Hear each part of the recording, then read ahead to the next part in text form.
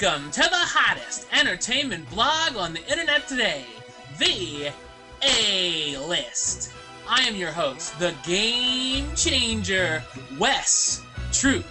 And with me tonight is a very special guest. He is one of the members of the Sinister Six. This guy, let me tell you, he is busier than I am, and that it takes a lot. It takes a lot for that. It really does. But this guy's got a lot going on, so I was so glad that I could book him, because I thought it might be years until he's on this show. We've talked about him a lot on the A-List, dropped the name a lot. Ladies and gentlemen, the one and only Jeff Heimbuch. Hi, everyone. Thanks for having me, man. I'm glad we were able to schedule this out and I can actually be on it. For once. Yes, I'm glad too. Yeah, you were actually supposed to like invade the A-List at one point. Yeah, I remember we were talking about that, and then like, you know, I may have moved across the country and got really busy, so we couldn't do that. But yeah, I'm glad so I'm you here know now. that kind of got set on the back burner. Yeah, understandably. Maybe in the future I can invade it. So Jeff, tell us a little bit about yourself for those who don't know. Well, I am originally from the lovely, lovely state of New Jersey, and I just moved out to California to be closer to Disneyland. Not the actual reason I moved out here, but let's face it, come on, that's the best reason why. Yeah, I thought it was. Yeah. Who wouldn't want to be close? I'm 20 minutes away. It's fantastic. I co-host Commuincore Weekly with my buddy George Taylor, a weekly podcast about Disney and Disney history. We talk about five-legged goats, we do book reviews, all sorts of fun stuff. And I wrote a book with Imagineer Rolly Crump. No big deal. Yes. And definitely, if you are a Disney fan, I just happen to have it right here, definitely check it out. Big fan of this book. There's some great stories in here. You know, if you're into the attractions, you got the Tiki Room, all the history about that, how it was made. You have the Haunted Mansion. Definitely a big fan of the Haunted Mansion. I became a bigger fan of these attractions from reading these stories, really. And some of the stories that even don't have to do with the attractions are great. I loved the story about how Rolly got robbed at his art studio. In the art studio? Yeah. That's I was like, story. holy crap, this is awesome. I mean, it's horrible that it happened, but I'm like, the guy wanted to give him the money back. If like you ever meet him personally, and then you think about that story, you're like, that's a story that it can only happen to Rolly Crump, apparently. Yeah. Yeah, so definitely check that out on Amazon if you haven't yet. If you're a Disney fan, it's a must for your collection. And everyone go vote for Jeff as well. Yeah. I'm going to do it right after the show. If you go to geekandsundry.com, it's the website that Felicia Day runs, who is a geek icon. I love her. She's hilarious. She's looking for 10 new vloggers for her for the site. And I entered, and I'm in the top 30 right now, so you can go to geekandsundry.com, and there's a vlog tab, and you can look for my name, or you can search by my name and hit vote for me. You can vote once a day until the voting's up, and hopefully I get it. I represent the Sinister Six. Hell yes. Out in California, what exactly is new in like the Disney parks? Or I know I saw you've been to some of the other parks as well, like Knott's Berry Farms and Universal. So what's all going on over there? I gotta say, I think the theme park offerings overall here are a lot better than at Orlando. Between the Disney parks and Knott's Berry Farm, there's Great Adventures. I'm sorry, Great Adventures is back where I live. Six Flags. Yeah. There's 2 Six Flags here. There's Legoland. There's SeaWorld. I haven't been to all of them yet, but everything here is great. Knott's Berry Farm just reopened their log ride. They completely redid it with new animatronics and everything. Probably one of the best flume rides I have ever been on, and that's like including Splash Mountain. You know, they're doing Disney on a non-Disney budget. So to see them accomplish that type of quality with the money that they were able to spend was pretty amazing. So I gotta hand it to them. They did a great job. I think Knott's is actually the park to go to this summer here in Southern California. There's a lot of great rides. There's tons of roller coasters for the older kids. There's stuff for the smaller kids to do too. And Ghost Town is like the coolest thing I've ever seen in my life. It's like a full-scale Frontierland. It's fantastic. Wow, that's pretty cool.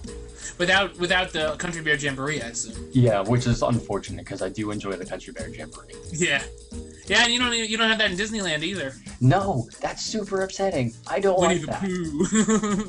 Replaced with another ride. We still have the heads of Melvin and Max and all them. They're hidden inside the Winnie the Pooh ride, but we don't have Country Bear here, which is upsetting. We do have the Hungry Bear restaurant, which not the same, but it's still pretty cool. That's right. And those heads would be a 5-legged goat. Those heads are a 5-legged goat, kids. Check them out. And if you don't know what that is, watch Commuincore Weekly, and you'll find out.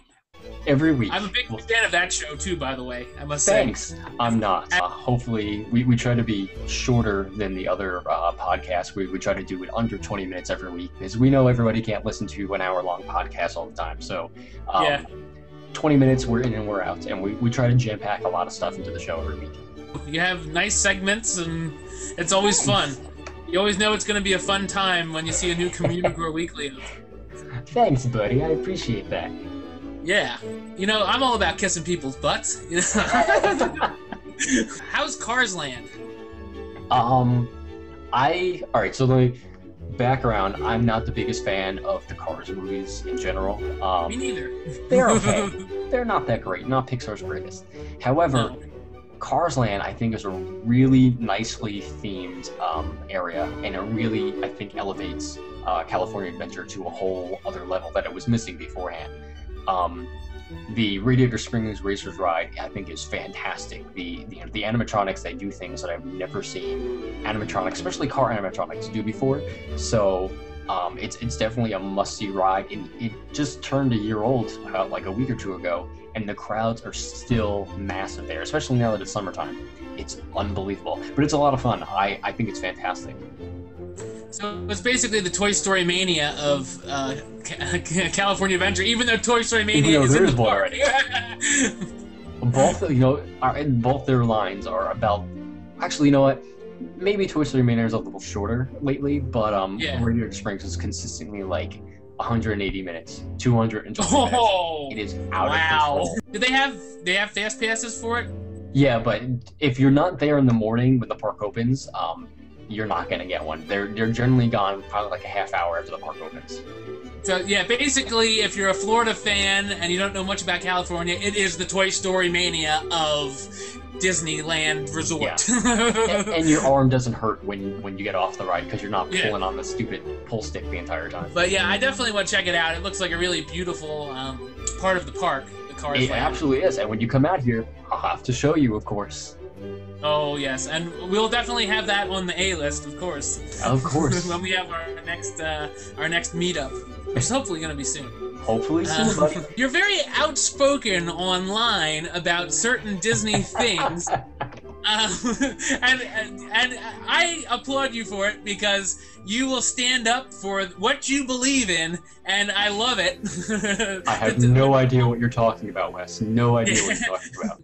One of the big things I know you like to talk about is the Animal Kingdom Park being a full-day park. Yes, absolutely. You know, it's funny because we got an email this morning to the Commuincore Weekly email address, and it was some woman that lives in North Carolina near George, and they're actually moving here to San Diego. And she wrote to us saying they're going to take one last trip to Walt Disney World before they move. They only have 3 days. What parks should they visit? So, of course, I said Magic Kingdom, Epcot, and the Animal Kingdom. Why would you go to Hollywood Studios if you only have 3 days? And funny enough, George kind of agreed with me because, a lot of some of the stuff that you can get at Hollywood Studios, you can get over here as well in California Adventure. So he kind of relented on that. Yeah. But I stand firm in the belief that Animal Kingdom, if you do it correctly, it is a full-day park. I agree with that. I think it can be both depending on the person. Yeah. But if you really see everything that there is to see, there's no doubt it's full day. Yeah. Like if you do Conservation Station and stuff like that, go on the train there, do all the trails, and see all the shows that you want to see, yeah, you definitely can. And the river rapids, if you want to get wet. Yeah, absolutely. If you're one that's in and out, then that's you, and then it would be a half-day park for you. So I think it really depends on the person. Yeah, they can't really, you can't tackle it like you do the Magic Kingdom or Epcot or Hollywood Studios. It's definitely a park that you're supposed to stop and take your time with. I mean, if you want to run and do Everest right away and do like the major attractions, that's one thing. But then after that, take your time, slow down, look at everything that the park has to offer. It's definitely full day. Another thing that I was brought up on last week's A-list with Mandy, we were talking about the attraction Soarin', and I sort of said what you're about to say, but I know you're not too keen on the Soarin' ride. I hate it. I'm sorry. I can't like it. I even gave it a second chance here. I went on the original version here. I've been on it twice since I've been here, and both times I get off going, it's still terrible. I'm sorry, but it is. It's not a good attraction. Yeah. I know you were mad that it sort of replaced Food Rocks at Epcot. Yeah, that was one of the reasons why I disliked it. But overall, I don't think it's that wonderful of an attraction. Plus, it looks terrible on both coasts now. The movie itself looks terrible. They said that they're supposed to do Soaring Over the World, and so I think it's the end of March 2014. They're going to do the flyover of Disneyland Resort of California Adventure and Disneyland itself for the ending of the film again. Okay, that's cool.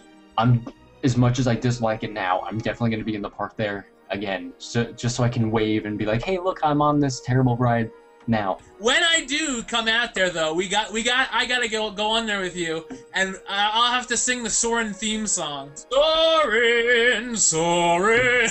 If you teach me that, I will sing it with you, and we'll annoy everyone around us. Yes, I'm that on would board be with great. that idea. I don't want to get you kicked out of the park, though. That's okay. Totally worth it. Just say, ban me from this ride only, yes, and I'll be all right. And nothing else. Oh, I can't come on this ever again? What a shame. Yes. What is your favorite movie of all time? Of all time? Alright, so there was one that got me into filmmaking to begin with when I was young. And then there's another one now that is up there. But the original was Army of Darkness. With all time. And the end of the Evil Dead trilogy, something about it when I saw it in the movie theater, I made my mom take me. I just thought it was a great mix-up of comedy and action and horror and stuff, and I've always had a soft spot for that. But I also really enjoy Forgetting Sarah Marshall, because I think Jason Segel's hilarious, and I love Kristen Bell. I know you haven't gotten to see many films this year. No, not yet, unfortunately. What was your favorite movie that you've seen this year so far? Evil Dead came out, right? Didn't that come out this year? Yep, that was this year. I can't remember anything else. I'm trying to think. I'm going to say that one because I can't remember anything else. I know they made it a new thing. They didn't try to remake the original. They kept it in the same universe, but almost a continuation in a way. And I think they did a really good job of it. I thought it was very messed up. It was very gory. It was everything I wanted in an Evil Dead movie. Sam Raimi was behind it, so how could I complain about that? I thought it was great. Yeah, and Jane Levy is one of my faves. Yes. Of course. me and Jeff, you might have seen this on our websites, but we have like the same crushes on the same girls. The exact same ones. We're always fighting over them. What are some of the other movies you're looking forward to this year? Well, there's a lot of movies that I still haven't seen yet that are currently out. I'm really looking forward to Iron Man 3. I'm really looking forward to Star Trek. I cannot wait to see Monsters University. So I hope to see... I'm probably not going to see those other two until they come out on video at this point, but Monsters University I definitely want to check out when it's in the theater because it comes out this weekend. But, yes. I mean, what else is coming out? There's something else that I'm really... Oh, Pacific Rim. I cannot wait to see Pacific Rim. That looks awesome. Yeah, it does. And Thor 2, of course. Yes, November. Thor 2. That's going to be great. And The Hobbit too, because I really enjoyed the first Hobbit. People, don't you know it's about time. Can you hear the jam is pumping while you taste the... Okay, so we had some interesting news this week. in the movie world. The Frozen teaser trailer was released at about midnight in your time, Jeff, Disneyland time. Disneyland time. 3 o'clock in Disney World time, where I am. And a lot of people, including our friends in the Sinister Six, stayed up. I had to laugh at them for that. They stayed up all night to see it. And what did you think of it, Jeff? I thought it was not good, and that's being nice. Very, it was like that took a page out of Ice Age's book, where it was like a short little mini movie to introduce two of the cute characters that they want to sell the merchandise. And it didn't tell you anything about the movie, which, you know, I'm okay with that, but it just didn't seem like a Disney teaser trailer to me. It didn't make me want to see the movie. I agree. Is it the teaser for Frozen? Yeah, not so much. Not so much, yeah. I know a lot of people agree with us on that one, so... It should be interesting to see a longer trailer that actually has the characters in it. Yeah, the actual plot of the movie in it somewhere. In some Marvel movie news, we have found out some very exciting news that I hoped would come true, and it has. Robert Downey Jr. has signed on to play Tony Stark / Iron Man in Avengers number 2 and number 3. I'm excited about that. Definitely. I'm very excited. I was afraid what would happen if they had to recast or just not have him in at all, and oh man, it would be really tough to have a movie without him. I can't see anyone else being him at any point. I mean, they should almost kill off the character if he's not doing anymore, because he basically started the cinematic Marvel universe overall. He is the reason for it being so successful, I think, because of how well the first Iron Man movie went. And if he wasn't in it, I don't know how I would feel about the character of Tony Stark being replaced by someone else. Who would even replace him at this point? So definitely exciting that he's coming back. And I don't know, Mandy might not be excited because Tom Hiddleston won't be in either Avengers movie, but... Sorry, Mandy. You'll have to swoon over somebody else in that movie. I'm sure she'll find someone. Warner Brothers has announced that a possible Man of Steel sequel could be out as soon and as early as next year. I don't know if I like that, because that's really, really rushing it when they didn't even really have anything planned. That's, I mean, I haven't seen it yet, so I can't really comment on the movie itself, but to rush out a sequel to a big blockbuster film is kind of a recipe for disaster. Especially one, it was produced by Christopher Nolan, and if he took a lot of time in between his Batman movies. I really think they should really sit down and think about the story and, how to enhance it further, as opposed to saying, it made a lot of money this weekend, let's get another one out next year. We'll find out, I guess, soon what the plans for Man of Steel 2 are, and of course the Justice League, which, I don't know, what are your feelings on the Justice League movie, Jeff?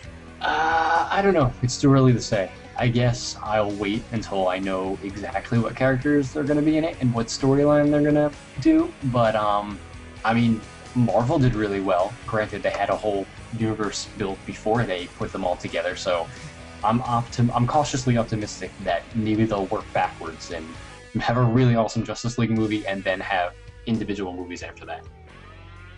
Yeah, and I think the casting will be a big make it or break it there, because you'll be recasting Batman, recasting the Green Lantern, casting the Flash and Wonder Woman for the first time. Yeah. So, I mean, those are really big roles to fill, and hopefully they use people that are good.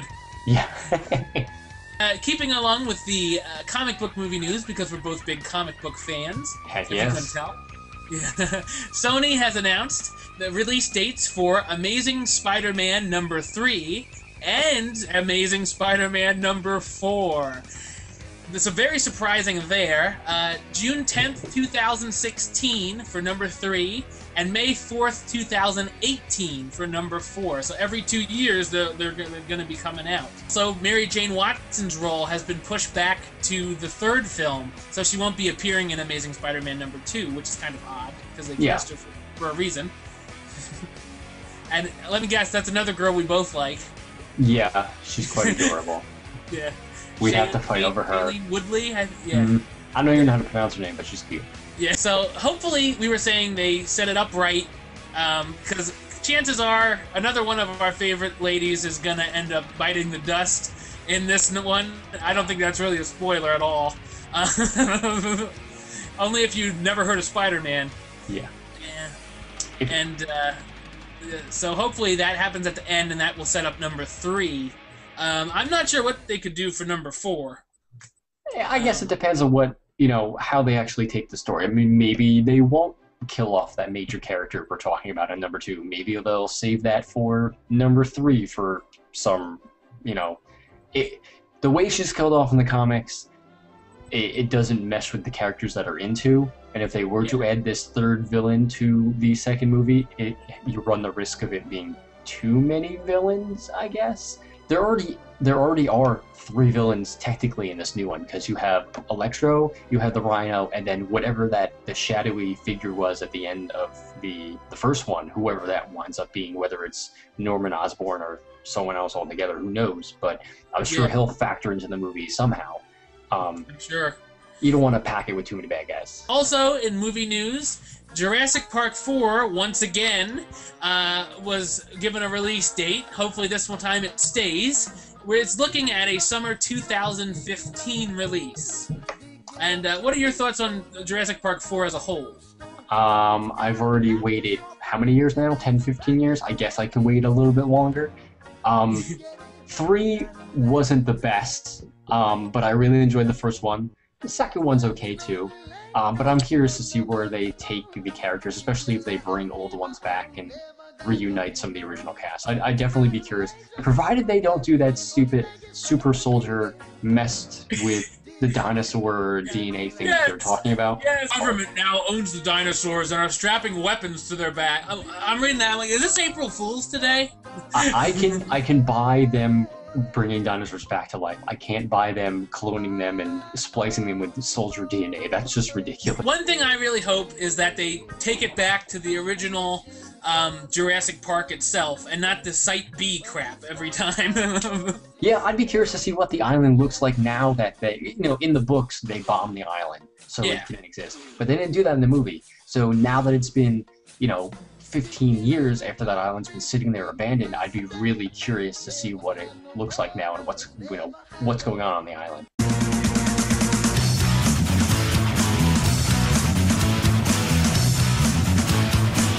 All right, that brings us to this week's box office prediction. And last week, when I hosted with Mandy, we both got it right, luckily, because the week before, Jeff, Dylan and I assumed that The Internship would be number 1, and we were terribly wrong. How it was wrong number you 4. were. How wrong you were. So that makes my score 173 and 41. So I've been doing this quite a while. Not bad. Not bad. This week, our new releases include World War Z, or as I've heard it been called many times on the internet by our friends, World War ZZZ. Mostly, that's you, Kyle. We have World War Z, and also Monsters University, which we will be hosting a special A-list episode for those who have seen Monsters University this weekend. I hope to see it this weekend. My fingers are crossed so I can finally see a movie on time. Monsters U is going to be my pick this week at the box office. Hopefully everyone goes out and sees it. I know I'm planning to, and Jeff is. Yeah. So, do you agree with that? You think Monsters U is going to be number 1? No contest. It's going to be Monsters University. I don't think Brad Pitt stands a chance. I'm sorry, he just doesn't. So if World War Z is number 1, I will replay that clip next week. And I will be shamed.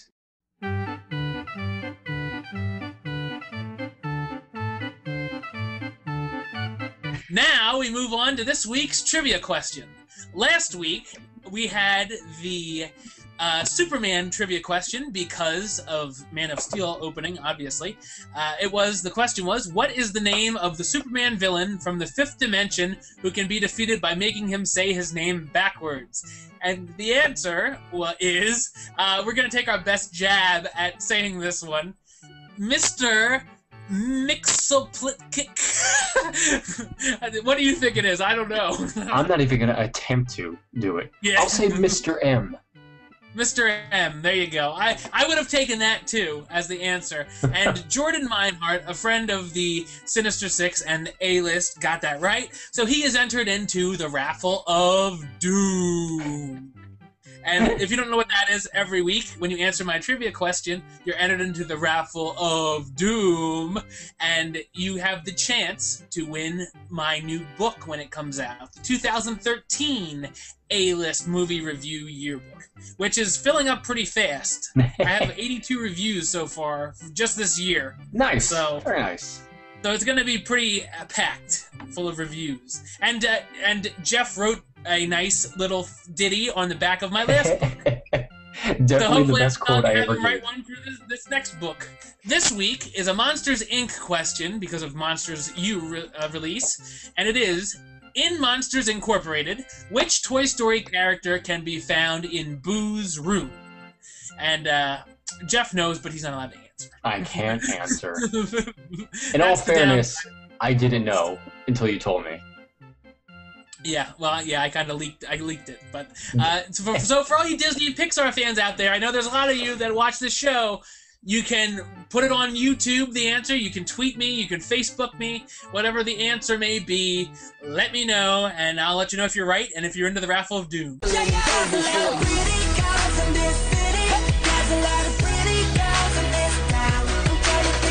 And finally, that brings us to this week's Babe of the Week. And how fitting, it's a girl that we both agree on. Surprise, surprise. What a surprise. What a surprise. I think we may have been separated at birth somehow. Somewhere it's possible. around there. It's very possible. It is very possible.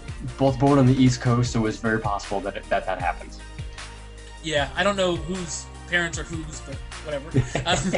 He is my bro from another Mo right here. Yeah, there we go. We'll go with that. Yeah. This week's Babe of the Week is Audrey Plaza, who has a role in Monsters U, by the way, so we have to give it to her. I'm going to give her 2 thumbs up, because I like her a lot. Yes, and she has a new movie coming out soon as well, The To-Do List. And let's just say it right now, she's definitely on my to-do list. Oh, I see what you did there. That's clever. Yes, and I'm sure that joke will get worn out when that movie comes out. There's a lot of pretty girls in this city. There's a lot of pretty girls in this city. I'm trying to get the right. Well, everyone, that's all the time we've got for this time. Thanks a lot to Jeff for stopping by and co-hosting with me. It was a lot of fun. Thanks for having me. I appreciate it. Definitely. I hope to have you back soon. And, Jeff, let everyone know how they can reach you online. You can find me every week on Commuincore Weekly. You can find it on iTunes or CommunicoreWeekly.com. I'm also on MiceChat.com all the time, writing various columns and stuff. And you can find me on Twitter at Jeff Heimbuch. Yes, and we have a lot of funny hijinks going on Twitter, so make sure, while you're there, you might as well follow all the Sinister Six. Why not? We talk There's to a each lot other of shenanigans on Twitter between all of us. Yep. Yeah, there's some fun stuff on Twitter. So definitely, if you're on Twitter, follow everybody, all of us. Yes, and of course, then for me, you can subscribe to my YouTube channel, youtube.com/Westsida515. You get all my reviews, all the A-lists. Facebook.com/WestTroopA-list. All the interesting stuff on there. And, of course, Twitter, @WesAList. You can see the funny hijinks, of course. And I gotta plug my book, buddy. The A-List Review 2012 Movie Review Yearbook. Over 140 reviews, only $10. Contact me through Facebook or Twitter if you're interested. Can you tell I've plugged that a few times? It's a steal. It's definitely a steal. And it's a good book. Oh, thank you. And while I have it out, right there, Jeff Heimbuch on the back cover. Yeah. Definitely one of the greatest quotes I ever quoted before. Yeah, it's definitely awesome. So, that is all for this week. Until next time, well, we'll have our little Monsters U shindig next week, and we'll see who's co-hosting. But until then, we'll see you later. I got nothing. Okay. All right. Until next time, truth out.